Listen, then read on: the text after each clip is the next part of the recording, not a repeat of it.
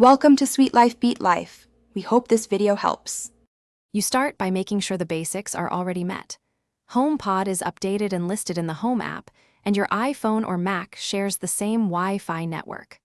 Once done, open the Home app and look for your TV. AirPlay 2 compatible TVs appear as accessories. If the TV is missing, enable AirPlay or network discovery on the TV now. This matters because AirPlay negotiates direct audio routing. No Apple TV required. So these steps make the connection possible. Now you actively route audio.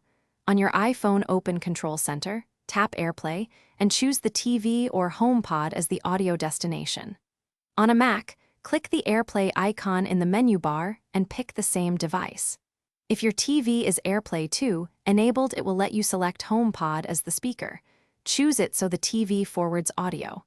Make sure volume sync is enabled in the Home app, because AirPlay uses network timing to keep audio in sync and avoid lip sync delay. Finish by playing a video and confirming audio comes from the HomePod.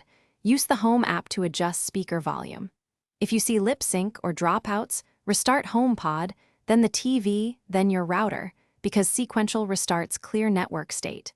Make sure the TV has the latest AirPlay firmware and that the HomePod sits away from wireless interference. If the TV lacks AirPlay, you cannot use HomePod as a direct TV speaker without an intermediary device that supports AirPlay. Thanks for watching. Consider subscribing if we helped you.